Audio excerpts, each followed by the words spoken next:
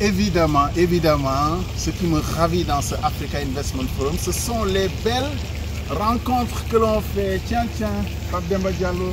Bonjour Abdoulaye. Comment ça va? Très bien et toi? Bon, on se tutoie dans la vraie vie, donc on va rester sur le tutoiement. Comment bien ça sûr, va? Bien sûr, super. Je te retrouve très bonne mine. Ça tient à quoi? C'est peut-être l'équilibre de Qatar. Non, pas que. Parce qu'on te retrouve ici, directeur général, on peut le dire comme ça, de Africa 50, dans les plus gros fonds qui investissent dans beaucoup de domaines. C'est quoi Africa 50 exactement?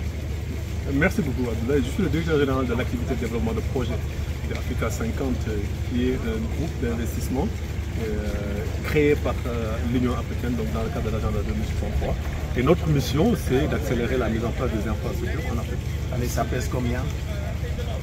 Africa 50, actuellement, en asset under management, on est au-dessus de 1 milliard de dollars. Et donc, dans les 3 ans, on va passer à peu près 6 milliards de dollars. Évidemment, inconvertible en CFA, bien sûr. Allez, en marge de ce Africa Investment Forum, quel est le deal qui te ferait faire waouh, c'est fait? En fait, disons que avancer les projets, parce que il y a deux, soit on signe des deals, ou on signe des étapes clés dans les projets. Le premier, c'est l'Alliance pour l'énergie verte en Afrique, plus connue sous le nom de AGIA, Alliance for Green Infra in Africa, dont Amadou Hott était l'envoyé spécial pour le président de la BAD.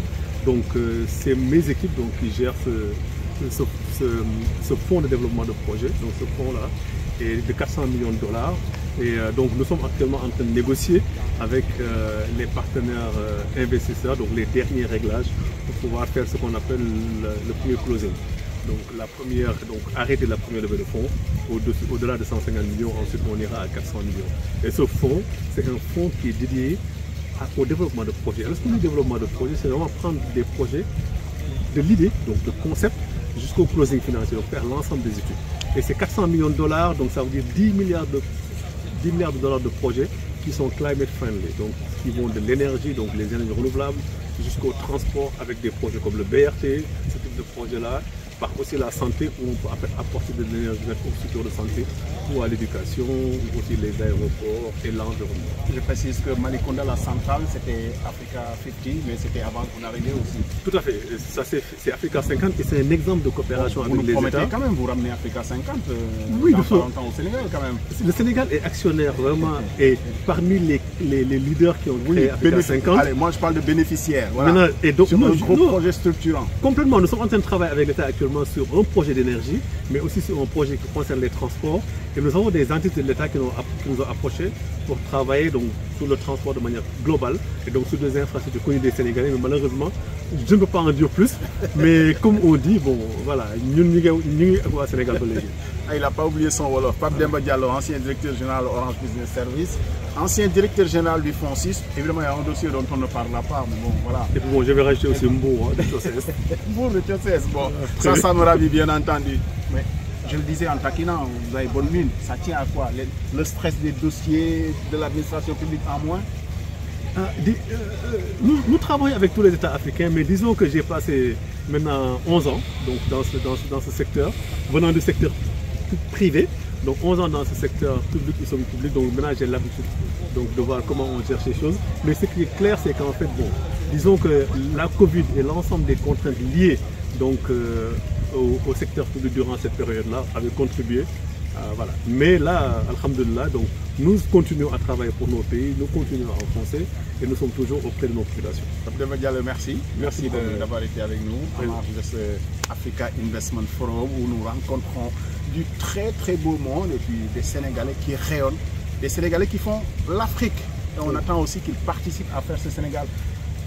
Le référentiel 2050, Africa 50 pour avoir sa place quand même, puisque c'est un financement extérieur et financement endogène. Et complètement, comme je disais, les États nous ont fixé une mission.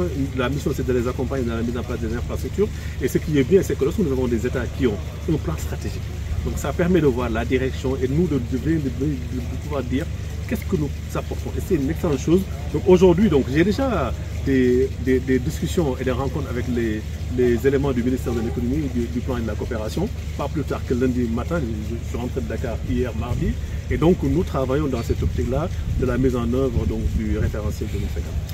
On peut le dire dans un langage trivial, il a bien rebondi après le Fonds 6, mais le Fonds 6 quand même c'est un repère de bons cadres Amadou Hott était directeur général du FONSIS, il est passé à la BAD et aujourd'hui il brigue la présidence de la BAD. Nous croisons les doigts pour lui et on le croisera d'ailleurs dans les travaux de ce forum qui est organisé par la BAD d'ailleurs. Pape Demba Diallo, ancien directeur général du FONSIS, aujourd'hui directeur général, allez, nous on s'enorgueillit de dire de Africa 50 quoi, voilà. Bon. Mais ce qu'il faut dire c'est qu'en fait du FONSIS, donc Africa 50 est une continuation.